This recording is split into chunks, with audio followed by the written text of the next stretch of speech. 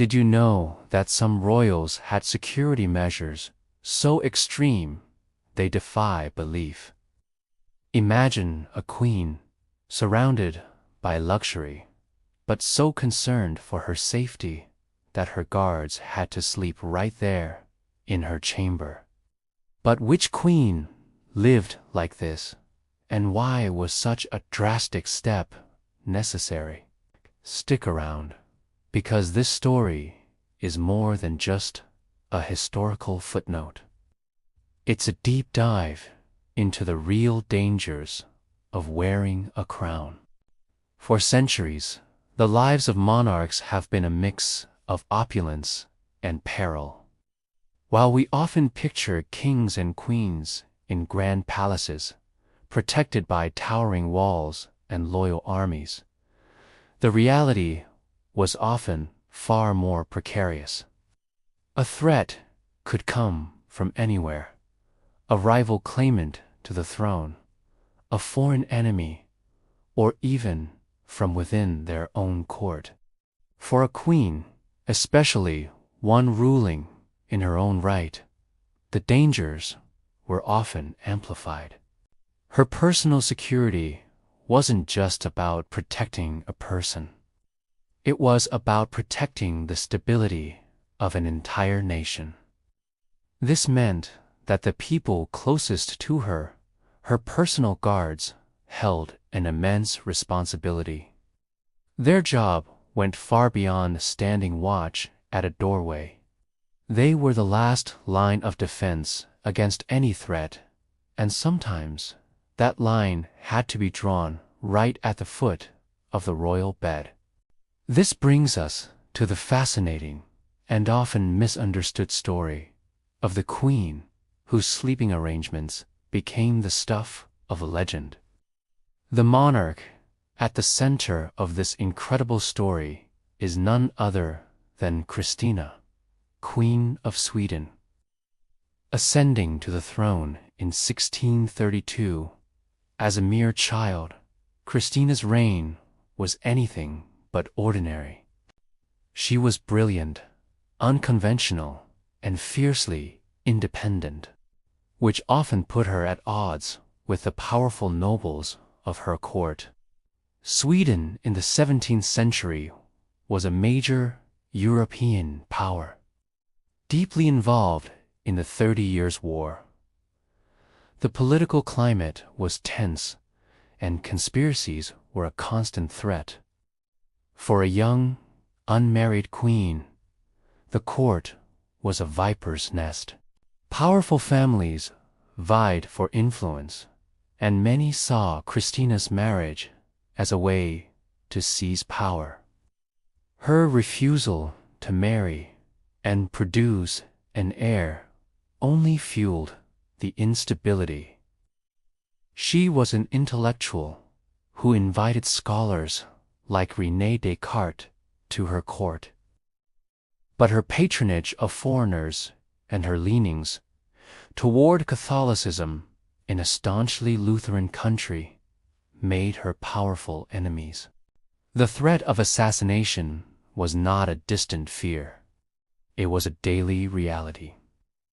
The very guards assigned to protect her could be bought by her rivals. Every shadow in the palace could hide a dagger. It was in this atmosphere of constant, suffocating paranoia that Christina had to find a way to ensure she would live to see the sunrise.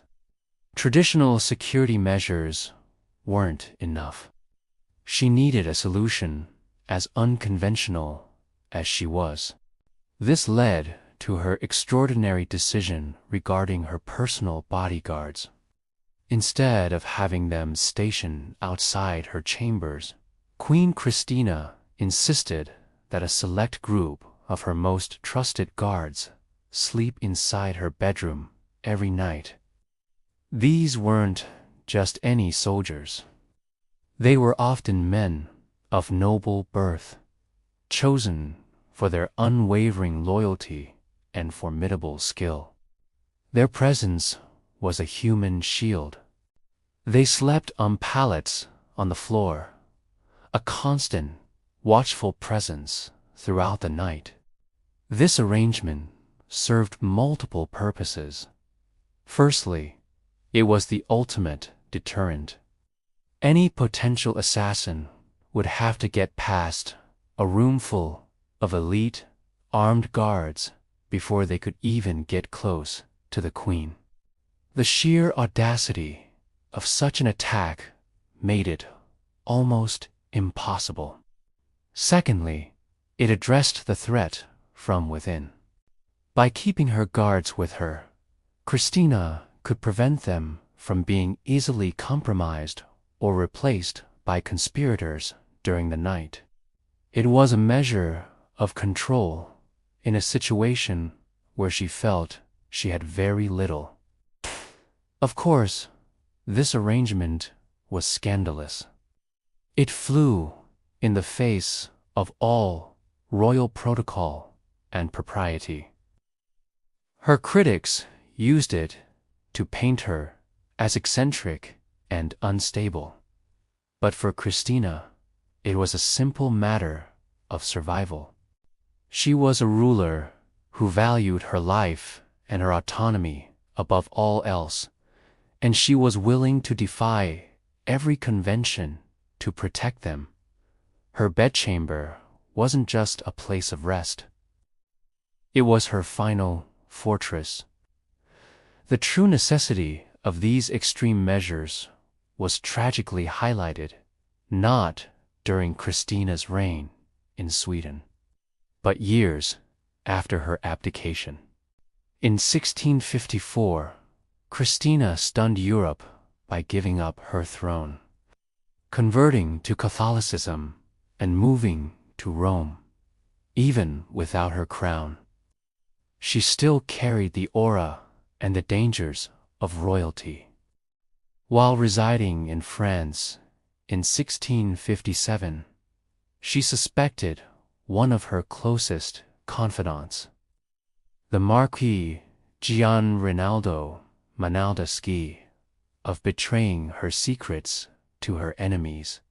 What happened next was brutal and shocking.